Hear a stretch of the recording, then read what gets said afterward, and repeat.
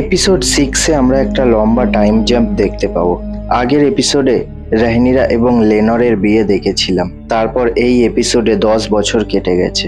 এই 10 বছরে কি হয়েছে সেটা একটু ছোট্ট করে বলে দিই।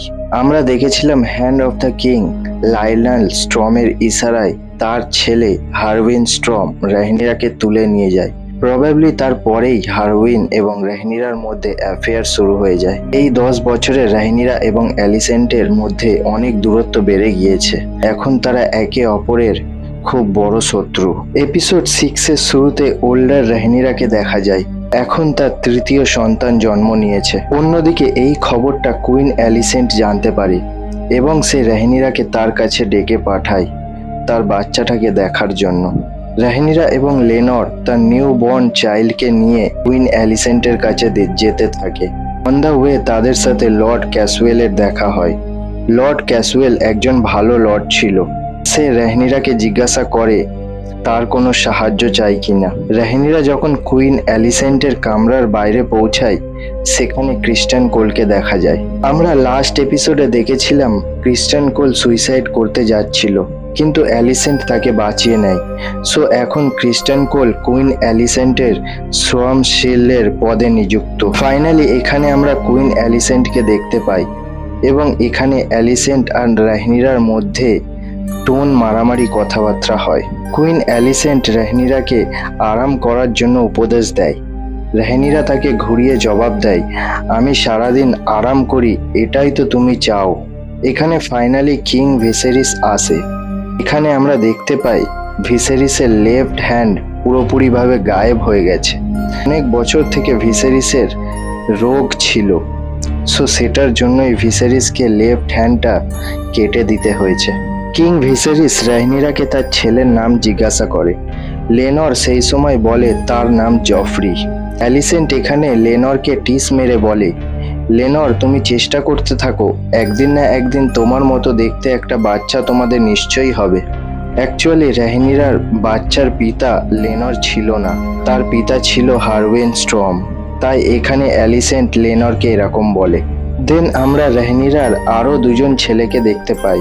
রাহনিরার বড় ছেলে ছিল জেসেরিস ভ্যালেরিয়ান এবং ছোট ছেলে ছিল লুসেরিস ভ্যালেরিয়ান। দেন আমরা হারউইন স্ট্রমকে দেখতে পাই। হারউইন স্ট্রম এখন commander of the city watch. Harwin Strong এখানে তার এবং রাহনিরার নাজায়েজ বাচ্চাকে দেখার জন্য এসেছে। এখানে আমরা দেখতে পাই হারউইন তার বাচ্চাকে কোলে নিয়ে খেলা করতে থাকে। দেন লেনর সেখান থেকে চলে যায় যাতে তারা একা টাইম স্পেন্ড করতে পারে, কারণ লেনরও জানতো তাদের রিলেশনশিপের ব্যাপারে। এরপর ড্র্যাগন স্পিটের সিন দেখানো হয়। সেখানে জেসেরিস ভ্যালেরিয়ানের ট্রেনিং চলছে, তাকে শেখানো হচ্ছে ড্র্যাগনসকে কিভাবে কন্ট্রোল করতে হয়। এখানে আমরা অ্যালিসেন্টের আরো দুজন চাইল্ড এগন এবং এমন্ডকে দেখতে পাই।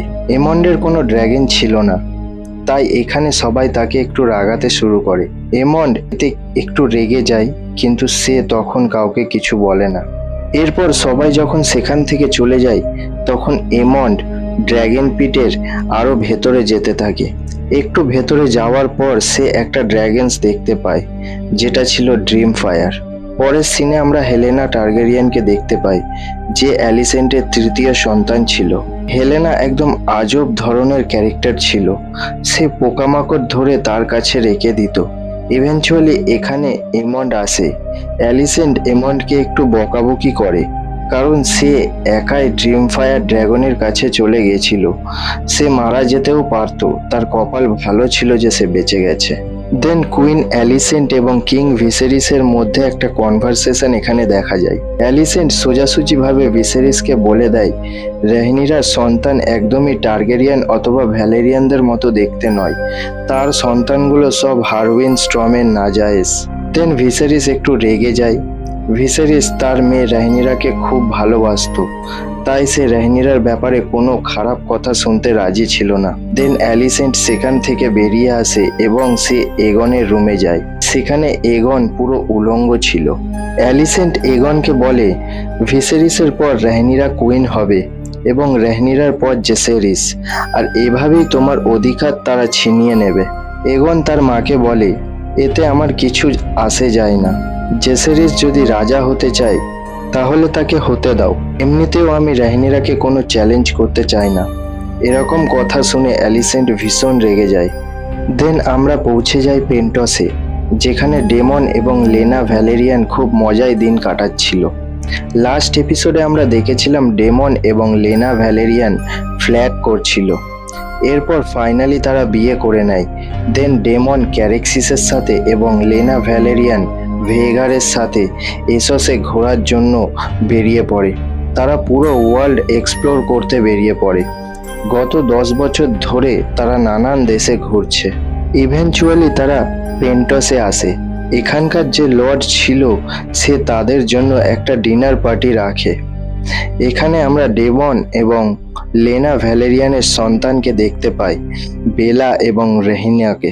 লেনা লর্ড অফ পেন্টসকে বলে, তুমি আমাদের ডিনার পার্টিতে ইনভাইট কেন করেছো? তুমি কি আমার মেয়েকে বিয়ে করতে চাও? এখানে লর্ড অফ পেন্টস একটু হেসে বলে, আমি আপনার মেয়েকে বিয়ে করতে চাই না, কিন্তু আমি তোমাদের কাছে একটা সাহায্য চাই। সে বলে ট্রায়ার্কি আবার পাওয়ারফুল হয়ে উঠেছে এবং তাদেরকে সাহায্য করছে ডন। তাই এখন তারা যখন তখন পেন্টসে হামলা করতে পারে। তাই আমি চাই তুমি আমাদের প্রোটেকশন দাও। আমি তোমাদের এবং তোমাদের ড্র্যাগনসের সাপোর্ট চাই। এর বদলে আমি তোমাদের পেন্টসে থাকার জন্য একটা বড় রাজমহল দেব। এখানে তোমাদের ফুল ফ্রিডম দেব। এখানে তোমরা যা ইচ্ছা করতে পারো। এখন অফারটা ডেমনের তো ভালো লাগে, কিন্তু লেনা ভ্যালেরিয়ানের পছন্দ হয় না। এরপর ডেমন এবং লেনার একটা কনভারসেশন দেখা যায়। লেনা ডেমনকে বলে, আমরা পেন্টসে ফরেনার হয়ে এখানে কেন থাকবো? লেনা প্রেগনেন্ট ছিল। লেনা বলে, আমরা তো প্রায় পুরো দুনিয়া ঘুরে নিয়েছি, তাই আমি এখন চাই আমার বাচ্চারা ড্রিফটমার্কে গিয়ে থাকুক এবং সেখানেই বড় হোক। জানি না এই 10 বছরে ডেমনের সাথে এমন কি হয়েছে, কিন্তু এখন সে ওয়েস্টারসে যেতে চায় না। দেন লেনা এবং ডেমনের এইসব কথা শুনে সে একটু রেগে যায় এবং সে সেখান থেকে চলে যায়। দেন আমরা পৌঁছে যাই রেড কেপের ট্রেনিং সেন্টারে। এখানে আমরা দেখতে পাই সব প্রিন্স তলোয়ার চালানো শিখছে এবং তাদের টিচার হচ্ছে ক্রিস্টান কোল। এখানে ক্রিস্টান কোল খাস করে অ্যালিসেন্টের বাচ্চাদের ভালো করে ট্রেনিং দেয়। ক্রিস্টান এখানে এমন্ডকে একটু বেশি গুরুত্ব দেয়। দেন এখানে এন্ট্রি হয় স্যার হারউইন স্ট্রমের। সে দেখে যে ক্রিস্টান কোল ইচ্ছা করে শুধুমাত্র এগন এবং এমন্ডকে ভালো করে ট্রেনিং দিচ্ছে। এই জন্য হারউইন স্ট্রম ক্রিস্টান কোলকে বলে সবাইকে সমানভাবে ট্রেনিং দিতে, সবাইকে সমানভাবে শেখাতে। কিন্তু ক্রিস্টান কোল হারউইনকে ট্রিস মেরে বলে, তুমি তো রাহিনীরার বাচ্চাদের প্রতি একটু বেশি ইন্টারেস্ট দেখাচ্ছ। এই বাচ্চাগুলো কি তোমার কাজিনস হয় নাকি তোমার নিজের বাচ্চা? এটা শুনে হারউইন স্ট্রম ভীষণ রেগে যায় এবং সে সেখানে ক্রিস্টান কোলকে মারতে শুরু করে দেয়। এখানে অ্যাকচুয়ালি হারউইন স্ট্রম একটু ভুল করে। তার ক্রিস্টান কোলের গায়ে হাত দেওয়া উচিত হয়নি, কারণ ক্রিস্টান কোল এখানে ইচ্ছা করেই হারউইনকে ভড়কানোর চেষ্টা করছিল যাতে সে নিজেকে এক্সপ্রেস করে। এই পুরো ঘটনাটা যখন রাহিনীরা শোনে, সে হারউইনের সঙ্গে দেখা করার জন্য রেড কিপের সিক্রেট রাস্তা দিয়ে বেরিয়ে যায়। রাহিনীরা যখন হারউইনের রুমের কাছে আসে, তখন সে হারউইন স্ট্রম এবং তার পিতা লাইনাল স্ট্রমের একটা কনভারসেশন বাইরে থেকে শুনতে পায়।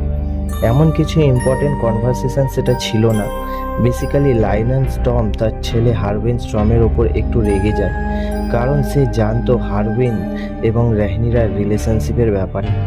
দেন স্মল কাউন্সিলের মিটিং দেখানো হয়। এখানে আমরা দেখতে পাই এখন রাহিনীরা এবং অ্যালিসেন্ট দুজনেই স্মল কাউন্সিলের মিটিং অ্যাটেন্ড করে। রাহিনীরা এখানে তার বড় ছেলে জেসেরিস ভ্যালেরিয়ান এবং অ্যালিসেন্টের মেয়ে হেলেনা টার্গেরিয়ানের বিয়ের প্রস্তাব রাখে, কিন্তু অ্যালিসেন্ট এই প্রস্তাবটা রিজেক্ট করে, ইগনোর করে এবং সেখান থেকে বেরিয়ে যায়। পরের সিনে দেখা যায় hand of the king Lyonel Strong তার পদ থেকে রিজাইন করার জন্য এসেছে ভিসেরিসের কাছে, কারণ সেই দিন তার ছেলে হারউইন স্ট্রম ক্রিস্টান কোলকে মেরেছিল। কিন্তু কিং ভিসেরিস এখানে তার রেজিগনেশন একসেপ্ট করেনি।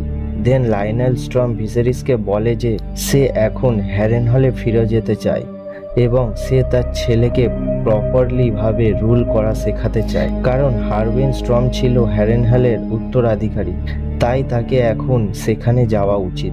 দেন আমরা অ্যালিসেন্ট এবং ল্যারিসকে দেখতে পাই। এটা অ্যাকচুয়ালি তাদের ডেট ছিল। গত 10 বছরে অ্যালিসেন্ট এবং ল্যারিস ভালো বন্ধু হয়ে গিয়েছিল, সো তারা এত রাতে দুজনে একসঙ্গে ডিনার পার্টি করছে এখানে তারা দুজনে খুব গসিপ শেয়ার করে এবং তারা পলিটিক্স নিয়ে কথা বলে। বেসিক্যালি তাদের মেন মোটিভ ছিল অ্যালিসেন্টের পাওয়ার কিভাবে বাড়বে সেটা ডিসকাস করা। দেন ল্যারিস কিছু ক্রিমিনালদেরকে জেল থেকে রেহা করে দেয় এবং তাদের জিপ কেটে দেয়। ল্যারিস অ্যাকচুয়ালি এদেরকে নিয়ে কি প্ল্যান করেছে সেটা আমরা একটু আগে জানবো। দেন আমরা পেন্টসে পৌঁছে যাই লেনা ভ্যালেরিয়ানের কাছে। এখানে লেনা তার প্রেগনেন্সি নিয়ে খুব প্রবলেম ফেস করতে দেখা যায়। মিস্টার ডেমনকে বলে লেনা আর বাঁচবে না, সে নিশ্চয়ই মারা যাবে। ইভেনচুয়ালি লেনা যখন বুঝতে পারে যে সে আর বাঁচবে না, তখন সে নিজেই সুইসাইড করার জন্য ভেগারের সামনে চলে যায়। ভেগার প্রথমে তাকে মারতে চায় না, কিন্তু লেনা ভেগারকে রিকোয়েস্ট করে। দেন ভেগার নিজের রাইডার অর্থাৎ লেনা ভ্যালেরিয়ানকে জ্বালিয়ে দেয়। এপিসোড 6-এর এন্ডে দেখা যায় হারভিন স্টর্ম এবং লায়নেল স্টর্ম তাদের ক্যাসেলে পৌঁছে যায়, কিন্তু সেই রাতেই সেখানে আগুন লেগে যায় আর তারা দুজনেই মারা যায়। এই সবের পেছনে ছিল ল্যারিস স্ট্রম। ল্যারিস স্ট্রম যাদের জিপ কেটে দিয়েছিল তাদের সাহায্যেই সে হেরেন হলে আগুন লাগায় এবং ল্যারিস তার নিজের ভাই আর পাপাকে জ্বালিয়ে দেয়।